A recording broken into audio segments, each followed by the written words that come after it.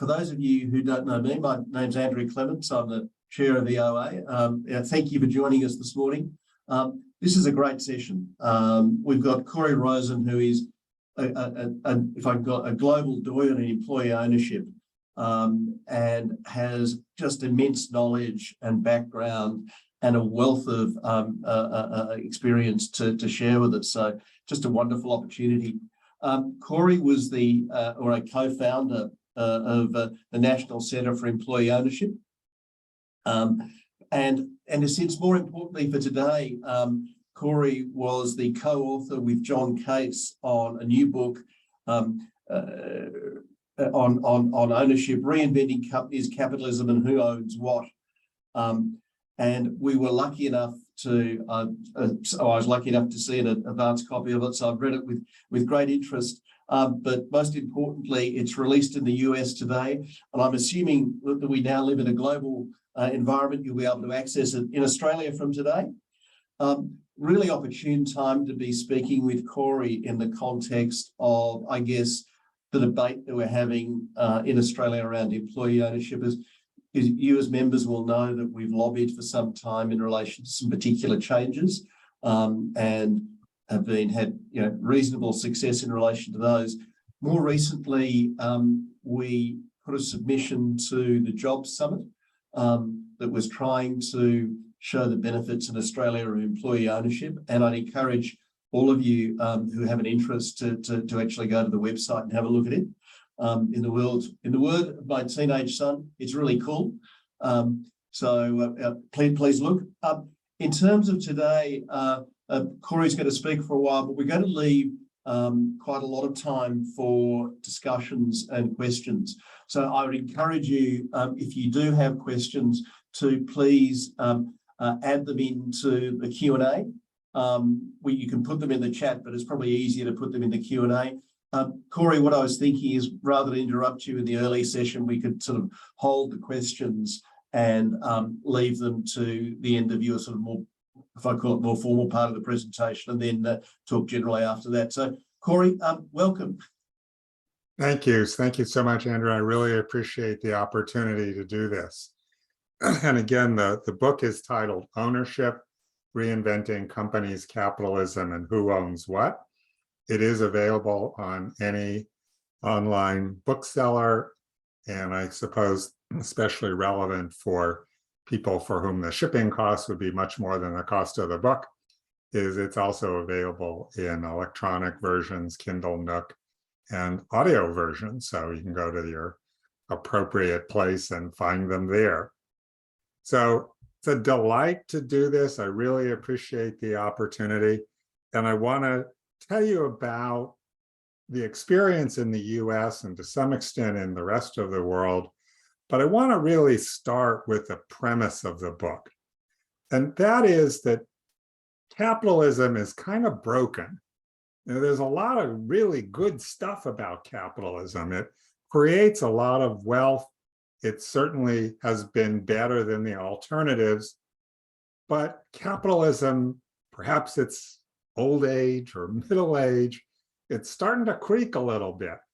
And the main reason is that the ownership structures of capitalism really need to be modernized. And that's what this book argues, is we need to find a way to make capitalism work for more people that's both effective, but also politically practical. Now, I understand that political practicality in Australia is a bigger hill to climb than it's been, but frankly, just about anywhere else. But we'll talk about that. So let's think about what modern capitalist ownership has amounted to.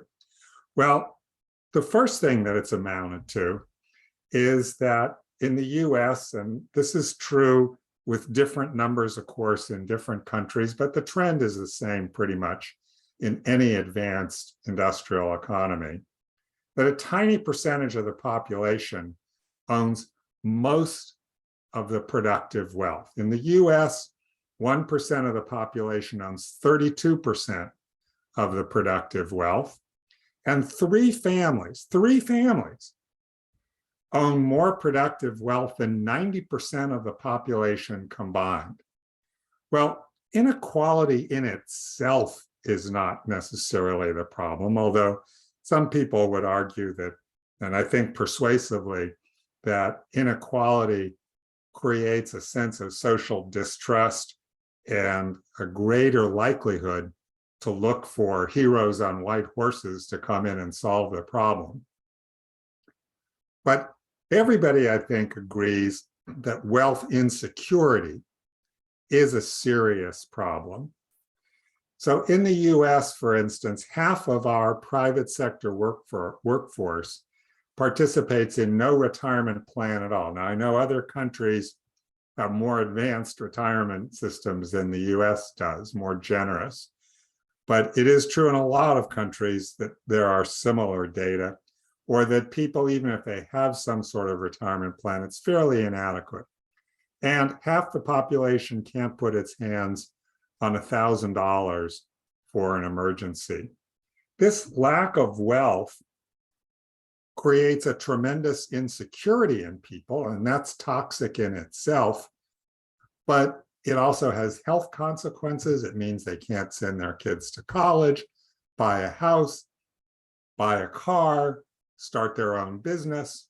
So the things that keep an economy fluid and dynamic are really hampered by this wealth insecurity. And it's a problem in every industrial economy. Now, people would say, well, hasn't that always been the case? Well, not exactly. Well, at least since the mid-century, when a San Francisco investment banker and attorney named Louis Kelso was thinking about what was going to happen to our economy going forward. And he said, in the past, when there was more investment in productive capital, wages went merrily along because workers were more productive and they got paid more. But he said that relationship's going to be broken because the pace of capital change is going to be so rapid over the next generation. And that's exactly what happened. He couldn't foresee then that on top of that, there was the technology revolution and globalization, all three of which had the effect of stagnating wages. Obviously, companies could move to lower wage places, putting pressure downward on wages. Secondly, manufacturing jobs, which paid well and didn't require tremendous skills, at least not skills in the way we think of in terms of, say, higher education, certainly great craft skills. Those jobs were increasingly automated, and those people moved into service sector jobs, often serving the rich, that paid a lot less money. Now, at the same time, those three factors were pushing down wages. Costs were increasing in real terms. Healthcare costs, education costs were all going up faster than wages in real dollars. So people were running farther and farther behind. In the US, and this is true largely globally, wages in real terms have stagnated since the 1970s, even declined somewhat. But returns to capital have grown steadily. If you invested in the Dow in 1973, it had 3 digits. Today it has 5. Investors in US stock markets have seen about an 8% adjusted for inflation growth in their asset value per year. So the rich are getting richer, and the vast majority of everyone else who doesn't have access to productive ownership is at best running in place and usually running behind. So that's a problem. Well, if the problem is that not enough people are owners, then the solution is fix it and make them owners. And we'll come back to ideas we have about how to do that. But obviously, employee ownership, we think, is the best one. Let's look at another issue with ownership. Public companies we think of as quote unquote owned. Well, what does that mean in public companies? Individual shareholders are owners pretty much in the same way that people who go to the racetrack are owners of the horse they bet on. They're not making an investment in the horse. They're just hoping the horse wins. And that's the same relationship we have to what we buy in the stock market. We don't, as owners, take action to, vote for boards of directors and those sorts of things, and it wouldn't matter if we did. The institutional investors who do have more concentrated ownership and sometimes longer term, the institutional investors, for a variety of reasons, choose not to exercise that influence. And moreover, the vast majority of institutional trading is done algorithmically. In fact, the vast majority of those ownership trades are less than 1 second. So are those algorithms owners of companies? And if you're a CEO of one of these companies with a mean tenure of 5 years in public companies, what incentive do you have to focus on sustainability, the long term, the well-being of your employees? All those things are secondary to making a profit next quarter. So this creates a dysfunctional system of ownership in public companies. Second major trend has been private equity. In the US, about 10% of the private sector workforce now works for companies owned by private equity, and that number is growing. Well, private equity has a longer term horizon, 3 to 7 years, but their goal too is to maximize short-term profits and flip the company. So again, no real incentive for long-term growth and considerable incentive to concentrate wealth in the small number of hands that own these companies. The third system of ownership is family or individually held companies. And these can be terrific and have lots of benefits for communities and employees. Of course, not always, but they certainly can. They have an interest in the long term, but people age. And I assume in Australia, you have, like we do here, the silver tsunami and lots of owners who are facing a sale. And so who do they sell to? Well, they might sell to a competitor, a public company, or a private equity firm. And so we just run into this problem again. So where are we? We've got an ownership system that doesn't focus on sustainability in the long term, an ownership system that concentrates wealth in very few hands, creating a sense of social distrust and severe wealth inequality. And we have an ownership system that's facing not a crisis, but certainly a major issue in all the people who are now looking to sell their closely held companies.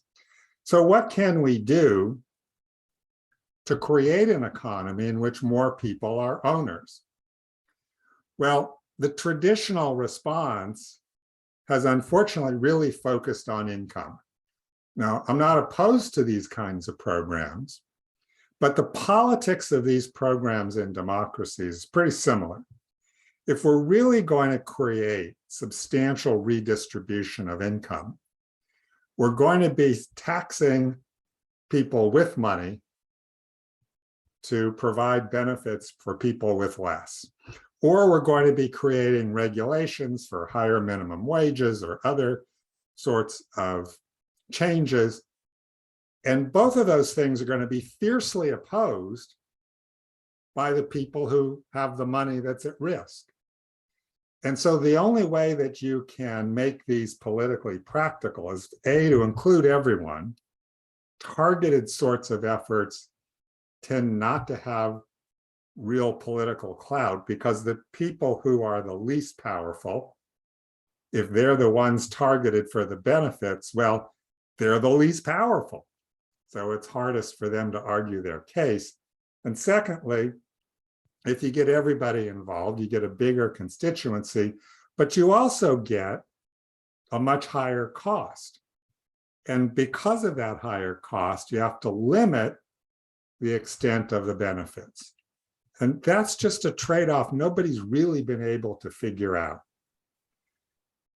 So how do we get people to have this second source of economic well-being, which is wealth?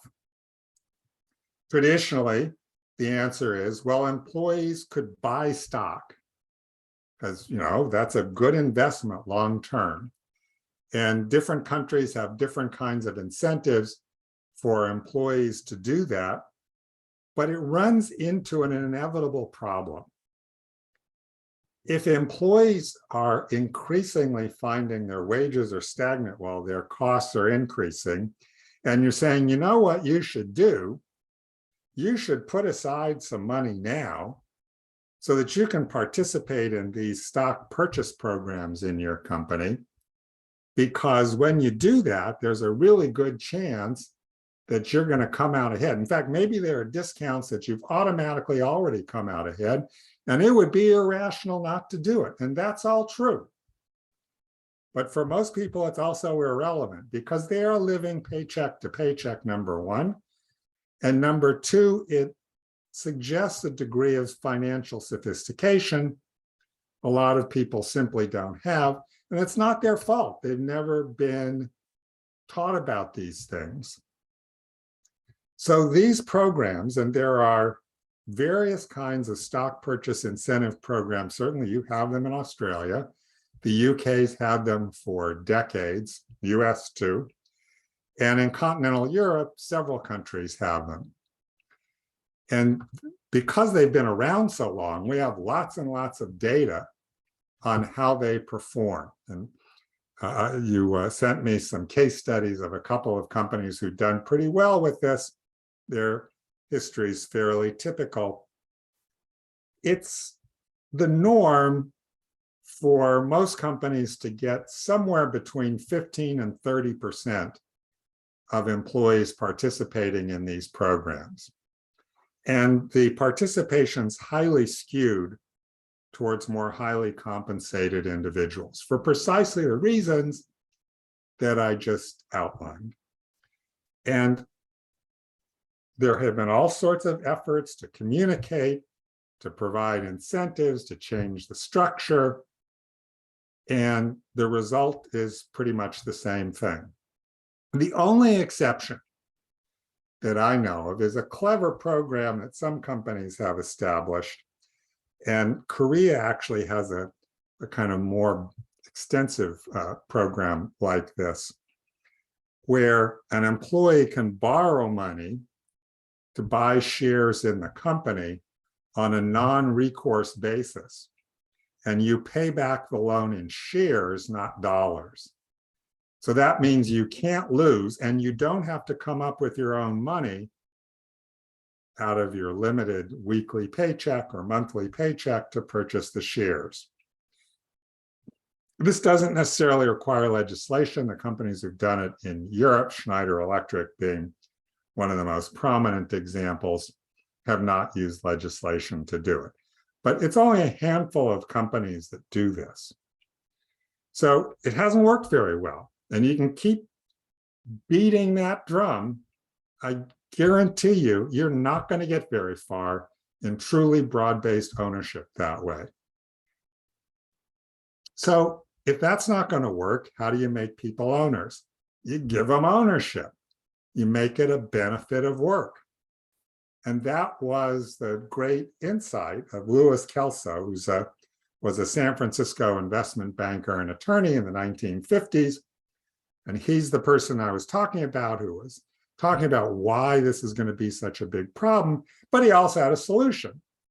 He said, when somebody buys a company, they don't typically raid their piggy bank and purchase the company. What they do is they borrow money and they buy the company and they pay it back out of the future profits the company generates. Now, think about that. If you didn't think that would happen, why would you buy the company? Now, it's not unlike if you bought a house as an investment, you're going to rent it. you wouldn't buy, I don't know how much houses cost here. Where I live, they cost too much. But let's say you bought a $400,000 house, which you couldn't here, but if you could, you wouldn't put down $400,000. You might put down $40,000, borrow 90%, and then you'd pay it back out of the rental income, because it would be dumb to do this if you didn't think that would work. So Kelso said the problem for employees is they can't borrow that money. Banks aren't going to loan it to a bunch of employees. But what if the company agreed to provide the collateral for the loan? Then the employees could become owners in the same way. There just would be no down payment. And they would pay off the loan with the future profits that they create, that now as employee owners, they've got a lot more incentive to make sure they do create them. For the sellers of these companies, there's some risk, because they may have to put up some of their own collateral, and they own the company, so by definition, it's their own collateral, or they may have to take a note as part of the financing that they're going to get paid off over time. Well, that would suggest that we have to rely on the altruism of sellers who just like the idea of employees being owners to do this. So Kelso said, in the great American tradition, we will provide tax incentives for them to do that. And so what he did is he would go to the Internal Revenue Service and he'd say, I think under existing law in the US, we can do this. And he'd have to get approval one by one for each of these plans. And this went on for quite a while, until 1974, Congress, thanks to a very powerful senator who liked the idea, Congress passed legislation that didn't provide any new tax benefits that Kelso hadn't identified. And that was primarily simply that the money that the company used to repay this loan was tax deductible. Now notice I said the company repays the loan. It's not the employees, it's the company paying out of the profits that the employees helped create. So that was the only tax benefit at the time. But over the ensuing 20 years, Congress kept adding more and more tax benefits. So today, if you set up an ESOP, the money is tax deductible to do a redemption. In the US, if a company redeems its shares, it's not a tax deduction. So if I have a $5 million company and I want to redeem the shares, I need in the US about $8 million in pre-tax earnings to have $5 million left over to buy the company. So that's a pretty big deal. Secondly, Congress said, and this was actually something I wrote, Congress said, if you sell to the ESOP and reinvest in stocks and bonds of other companies, you don't have to pay any tax until you sell those reinvested securities. And under existing law, if you sold your company to another company for their stock, forget about employee ownership, you could do the same thing. So this was putting ESOPs in a way on the same footing, but allowing more diversification. And then finally, and there are other tax benefits, but there's these three are the big ones. Finally, we have a system of taxation here that's no doubt different from you, but a certain kind of privately held company is what's called a pass-through entity, where the company doesn't pay taxes, the owners pay tax on their pro rata share of the earnings. And Congress said if the ESOP is the owner, it doesn't have to pay taxes. So if you have 100% ESOP, the company pays no taxes, and neither do the owners. So that's pretty cool. Not surprisingly, most ESOPs now are or will be 100% employee owned. So what's the result of that been? Has this worked in terms of our objective that we are talking about in the book of creating a system where employees become owners through their work and not through their savings or their purchases. Well, in the US, there are now about 6,500 ESOPs covering about 14 million employees. There's about 11 million other forms of employee ownership, 11 million employees and other forms of employee ownership, many of which are very similar to what you have in Australia. But ESOPs are the most powerful and the most broad-based, and they are by far where we have most of the research. And so what we found in the research that we've done, and if you're interested in the research, go to our website at nceo.org, go to where it says data, and you'll see a summary of the studies.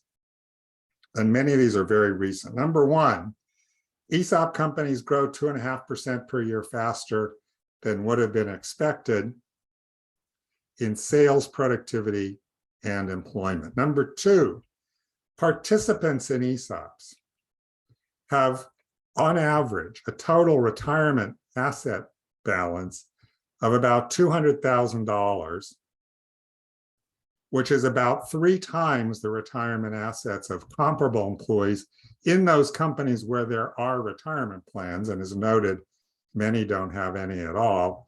And unlike those other plans, which are primarily funded by employees, the vast majority of what's in an ESOP is funded by the company.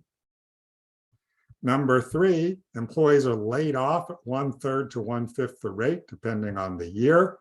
They are also paid more. They have better benefits.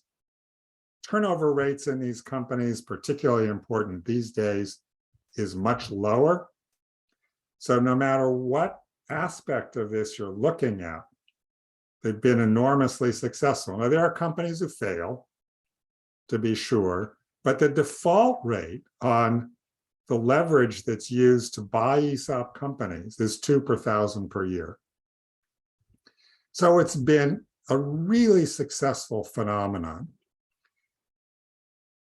It's also been a very successful phenomenon politically in the US because the right and the left love it. The Democrats and the Republicans like it. Now, I shouldn't say love it. I should say they all like it. If they loved it, they'd talk about it. What they do is they give it a nice pat on the head, give us nice tax benefits, but they don't talk about it as really critical reform of the economy, which is what we're trying to urge them to do in the book. In the UK, back when there were 3 parties, the Liberals, Conservatives, and Labour, all 3 of them in 2014 ran on a platform of creating a John Lewis economy. Some of you may know John Lewis is the iconic employee-owned department and supermarket chain in the UK that's been employee-owned through an employee ownership trust since the 1930s. And they all wanted to do this. I had the good fortune to meet with Treasury in 2014 and said, your proposal is really great. You need to add this thing about some sort of tax incentive for sellers. They took me up on the offer and went even farther and just excluded the tax from selling to an employee ownership trust. And it's growing faster now in the UK than here. And in Canada, the 2 parties have both endorsed employee ownership. It is in the Liberal Party budget, and we are anticipating legislation this year or next. So Australia is an outlier amongst us former UK-owned countries in not passing this. So that's where we are. And I want to thank you for your attention, and I'd like to answer questions. Corey, yeah, can I just pick up on one aspect? You talked about the bipartisan support of employee ownership in the US. What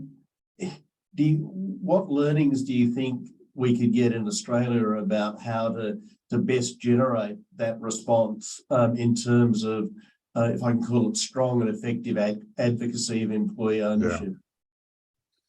I think there are a few levers. One, and this certainly was true in the UK, one is the public companies, you can continue to focus on stock purchase plans and the like. I'm not sure we have, public companies can do ESOPs in the US, but most don't. There are a lot of reasons for that. But privately owned companies are a big part of the economy. In this country, they're most of the workforce. And that's true in, I think, most industrial countries. Certainly was true in the UK. And there is this warm, fuzzy feeling about family-owned companies and concern about what's going to happen to them with the silver tsunami. And so saying, well, look, here's an option where they don't have to sell to evil private equity. Nobody really is a political fan of private equity. They may go along with providing special perks to private equity because they have lots of lobbying money, but you'd be hard pressed to find a politician saying, yay, private equity, it's a wonderful thing. So, you can sell to those guys, you can sell to a public company, you can just shutter the doors, even though you're profitable. And that unfortunately happens too. But what if we made it appealing to transfer to the employees? Now those jobs are still rooted in the community. People have wealth that they can spend in the community. We know from data in the UK and the US, where this has been around for a long time, that very few of these businesses fail. And most of them yield really impressive results for their employees and for the company, and they generate more jobs. One of the best arguments here has been we showed that because the layoff rate is so much lower, the cost of unemployment insurance for the government is several times larger than the cost of the tax benefits, which really aren't very expensive. They're really nudges. So that's a pretty powerful data argument, but it's also fairly powerful, I think, emotionally. The second is simply the data, that it's hard to argue with these results, that this isn't a better way to organize an economy, or at least some part of it. I mean, who loses in this? Now, there's a correlate here, which is that all of these incentives come with rules. And those rules are pretty strict, and they are designed to make sure that the benefits are allocated in an equitable fashion and not focused on a small number of already well-to-do people. And it's really important that when you make these proposals, you say that part of what you're doing is not just providing incentives, but you're providing a framework to make sure this benefits the people who are supposed to get benefited. We already do more than enough to benefit the people who don't need it.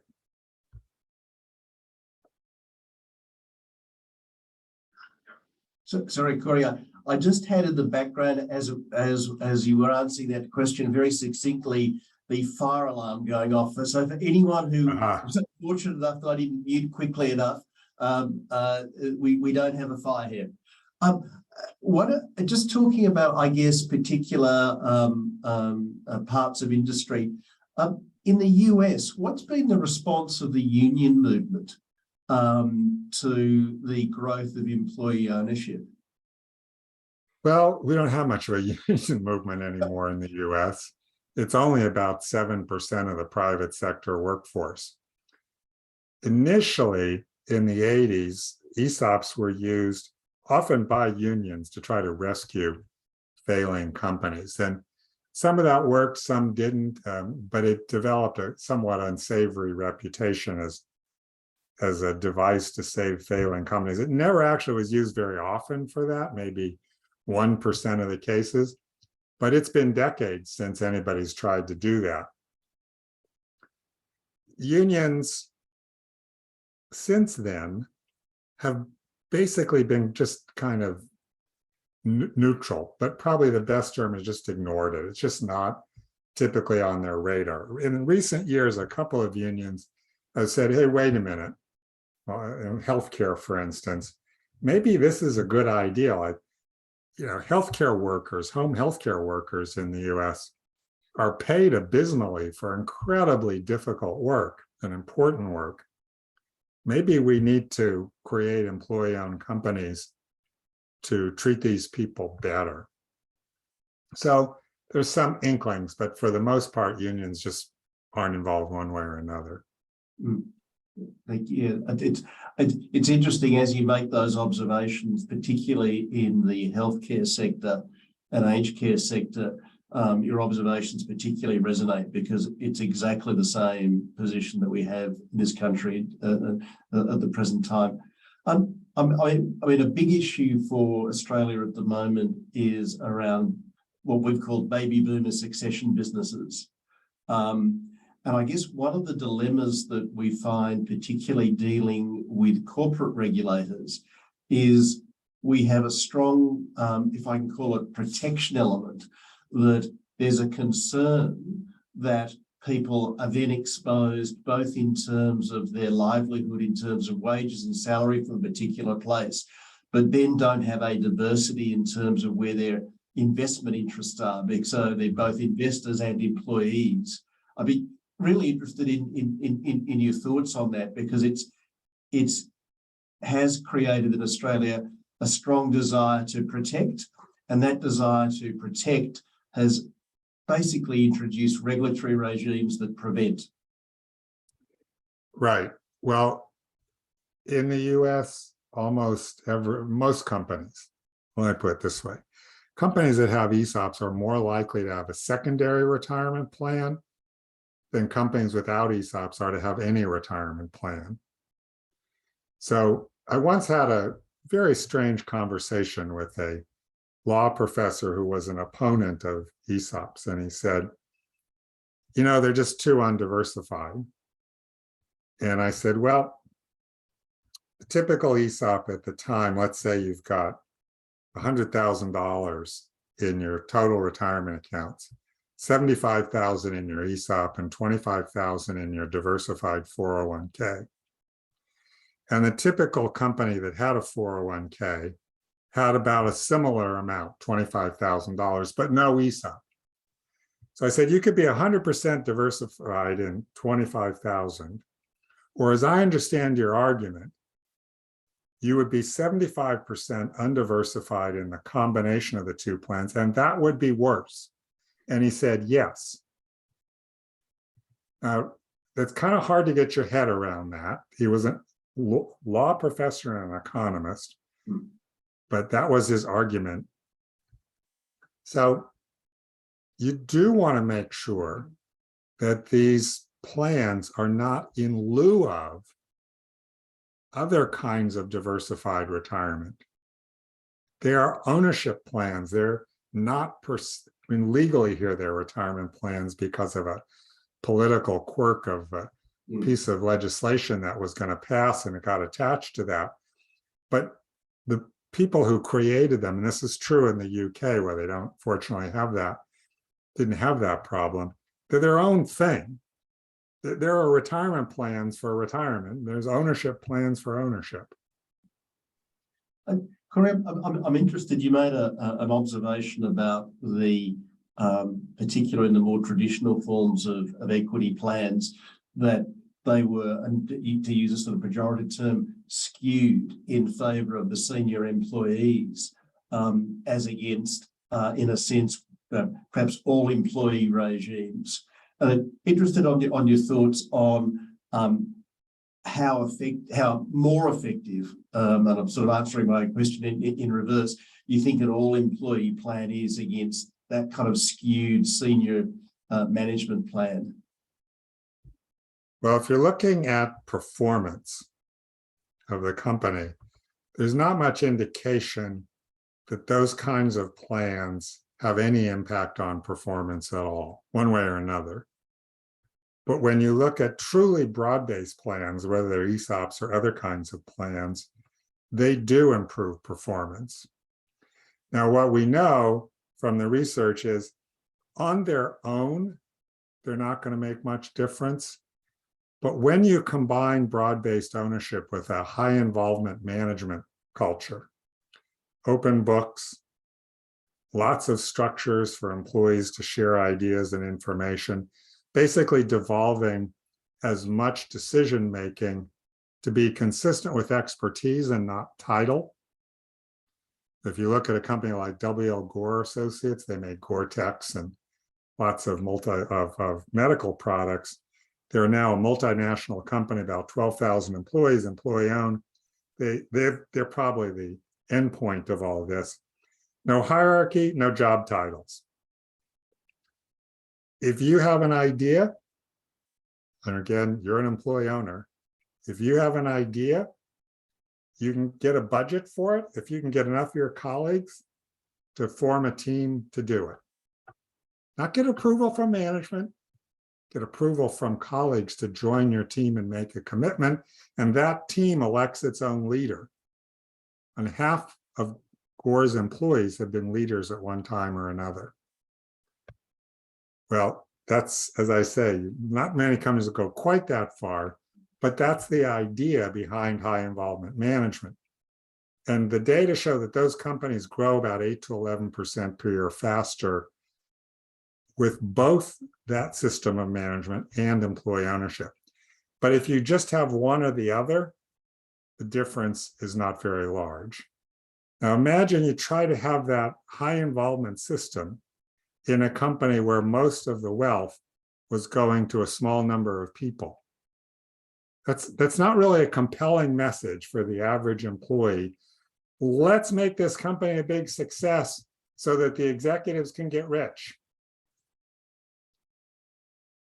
Yeah, it's a really interesting. I mean, I do like the expression high involvement management, because it's interesting that the experience that I think, Corey, we've had around those entities that have looked at moving into EOTs have almost universally had already, not in strict legal form, but forums and facilitation for high involvement management. Right. And that it's almost been a sort of, not precondition, but a gateway that in a sense, the structure is then just giving a little more facilitation to high involvement management rather than trying to simply create it by mandated legal form. But I'm assuming that's the experience that you've seen. For sure.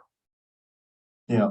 One of the questions I'm interested in is the response to financial institutions in the US to employee-owned enterprises and their desire to provide financial support to structures that are employee-owned as against and perhaps more conventional ownership structures?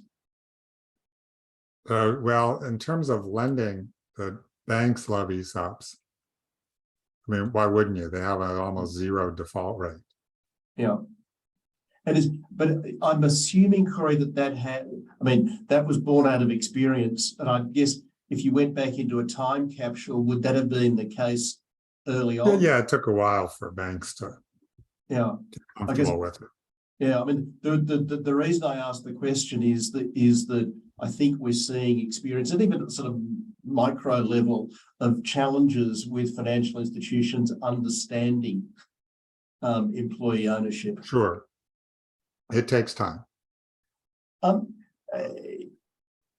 what have been the constraining factors in the US? So if you had a magic wand and you could do something in the US that you thought was going to expand employee ownership, what would it be? There's two big barriers right now. One is most of the people who could do this don't know they could do it, or what they think they know is wrong. They go to their advisor, an accountant, for instance, and say, what about this ESOP thing? Well, there's a tendency, natural human tendency. If you don't understand something, you think it's not a good idea. And so there is that tendency amongst accountants, and I don't do that. There's also a fear that they might lose that client, although that's really misplaced, because if the client sells to someone else will have a different accountant than you, but they're concerned that their client will not sell to an ESOP, sell to somebody else anyway, and they might lose that client. Or if they do sell to an ESOP, maybe the advisors to that will become the accountant for the new transaction. Doesn't really work that way, but that's a fear. Business brokers make a commission by selling businesses to other businesses. And how can you argue as a business broker, hey, you should sell to an ESOP? Oh, great idea. That's a perfect fit. Here's my bill for 3% of the sale. Well, what did you do? Well, you told me go to the site of the National Center for Employee Ownership. It'll explain how it works. And for that, on a $10 million business, pay me $300,000. So that doesn't work. So they actually often, most of the time, would rather their clients do something else. So getting more information out there is really critical. Unfortunately, there is a bill in Congress. I actually wrote this bill 35 years ago. And it looks like it may finally, because you have to be persistent with this stuff, by the way, that will provide states with funding to do outreach on this. The second issue is, if you're going to sell 100% of your company, no bank's going to finance the whole deal. So part of it is a seller note. And many sellers are just perfectly fine with that. In fact, they'll do 100% seller note and forget the bank altogether. For complicated reasons around the tax incentives I won't go into, if you can get all the money up front, the tax incentives are better. And the only way you can do that is to get some secondary debt, but that's really expensive. So if you could get loan money at a cheaper rate, it would be more practical. Also, even if that's not the issue with the taxes, a lot of sellers say, well, I can get a seller note, get paid over time, but I really would like the money up front. So the more that they can get through leverage, the better. But that secondary debt needs to be supported. And there's, again, legislation to try to provide some loan guarantee funds to make that cheaper. So those are the two things we'd like to see. Corey, how important one of the challenges that we see in Australia is, because particularly in the unlisted environment, there's a diversity of the types of schemes that are being used, that the entry point to actually introduce a scheme is very high, because each home is almost architect designed. Right. So that there's then a balance between people who want to introduce these schemes, but they don't want to pay for an architect design house because it just doesn't make sense. Whilst at the same time facilitating a sort of broad-based acceptable structure, which is the common or garden business structure. Has that been an issue in the US, or has time been the healer? Well, the US has rules, so there's a particular way to do it. Yeah, that's okay, but those rules come with regulations, and there are a lot of costs associated with doing it. It's not cheap. It costs $100,000 to $500,000 typically to set up a plan. What we point out to people is that selling your business is not cheap, and it's not simple no matter how you do it. There's lawyers, there's accountants, there's probably an appraisal. If you sell to somebody else, there's contingencies you won't have with an ESOP. So it's actually somewhat cheaper, and it's less contingency based to sell to an ESOP, but it ain't simple. Is there leaving aside organizations like yourselves, are there elements of government that promote aspects of employee ownership?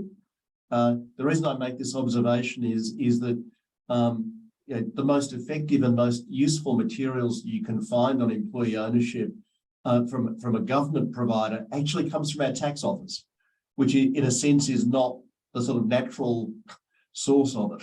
Yeah. Well, the federal government doesn't do that. I mean, it provides explanations of what the rules are, but not here's how you do it. There's a few states who have state programs that try to make it easier for people, and that's what we'd like to see every state do. California, in fact, just passed a law like that. One of the other questions I guess there's always I found always challenging in the unlisted environment is, in a sense, the secondary market. If you take a view that once someone leaves an organisation, they shouldn't be a holder of equity, how you manage the secondary market for the securities.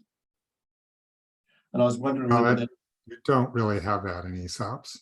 Yeah, because there is no secondary market. When an employee leaves, the shares are sold back to the company. And I guess the challenge, Corey, that we have is that historically our corporate rules haven't facilitated that easy return, if I can call it. So that there's been you got to fix that. Yeah, I've got to say that of all of the windmills to tilt at, that's been the upper quartile. Yeah. I noticed, Andrew, there's some questions in the Q&A, and I did want to make sure we got to those. I've tried to. One, it was from Bob that was talking about employees who have securities that are subject to restrictions, and ostensibly people just cashing out their entitlement the moment that they can.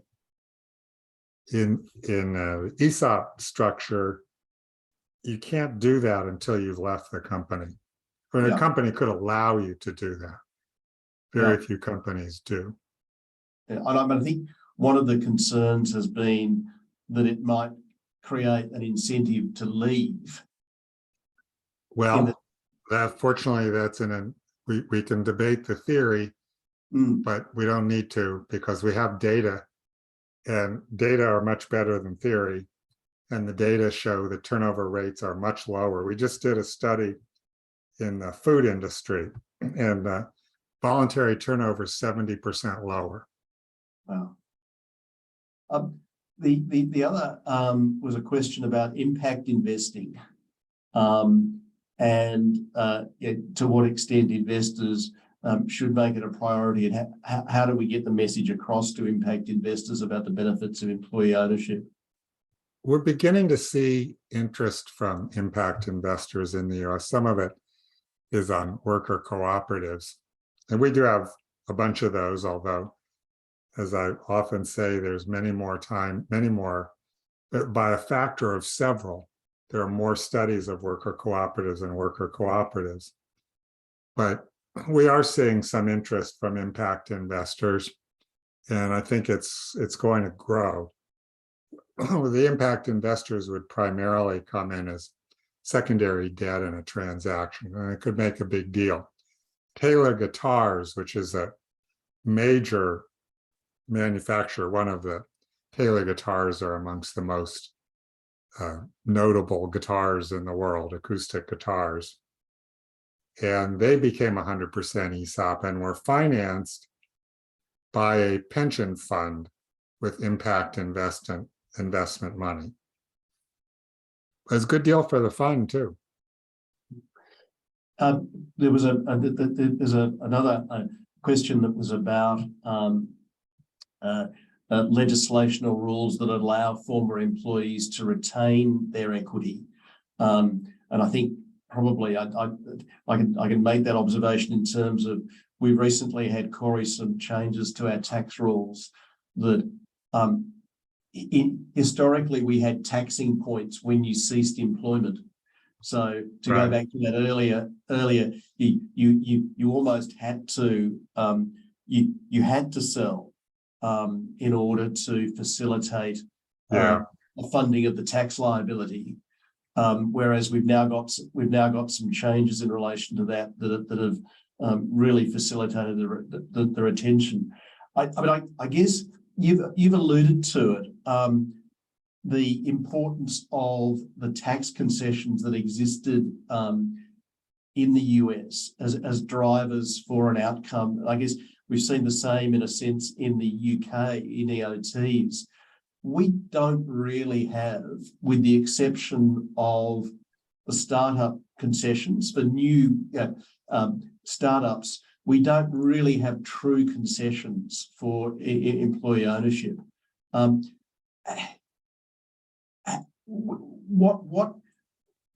what importance would you place on the tax concession? Does it drive the advisor to the table? Is it awareness? It's essential. No country has achieved substantial broad-based employee ownership without it. You'll have it, idiosyncratically here and there, but you're not going to have it on a broad basis. Just not going to happen.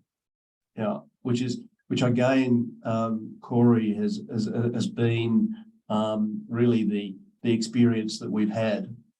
And I think one of the challenges for employee ownership in this country is twofold.